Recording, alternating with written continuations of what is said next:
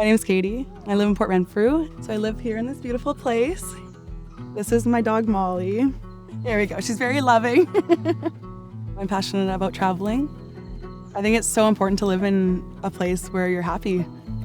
For me, it's being surrounded by nature and the work that I do with youth. I'm a youth coordinator and a volunteer firefighter. My parents struggled with addiction growing up, so I had a pretty rough childhood. My parents split up when I was 9. When I was 13, things started to get really bad. You know, I still felt that they loved me and that they wished they could have given me the life that any child deserves. My sister's always been my rock. She's been through everything with me and gotten through everything with me. Safe houses and group homes aren't the most stable places. I was living out of backpacks and just didn't feel like anywhere was really home. I was suicidal, I was angry, I didn't feel like I belonged anywhere. My social worker asked if I wanted to go into foster care, and at first I was like, nope. Like all the horror stories I had heard at the time and just friends' experiences, I was terrified, and not having any sense of stability or permanency. I felt like I would just get kind of pawned off to whoever could take me at the time. Yeah, there was a point where like kind of like flashed in front of my eyes where I was like, if I chose to not live, that would be it. Like I thought about things in my future, like having my own children, breaking generational trauma, getting married, living in a place like this, having things and people and animals to take care of.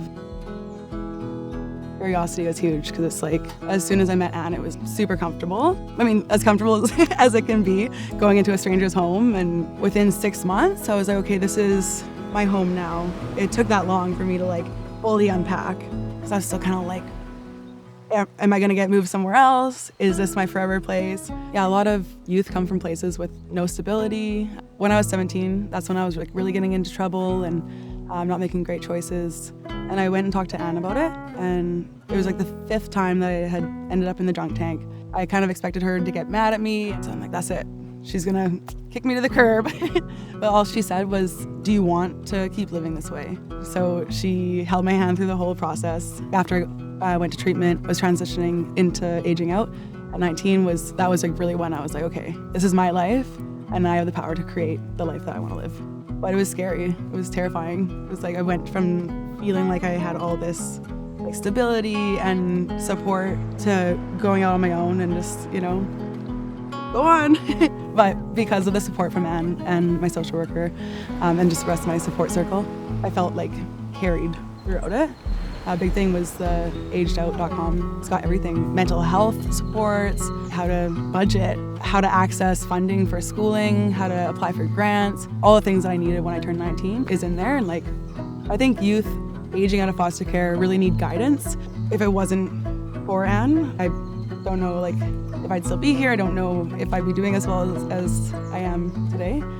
I lived with Anne for the 4 years from 15 to 19 when I aged out. She's still someone that I go to talk to about big decisions in my life. My experience with her was incredible. Someone that's thinking about adopting or fostering, I think it's really important to know that like you can make a difference. I mean, looking back at 15-year-old Katie, I was a handful, but I deserved love. I deserved stability.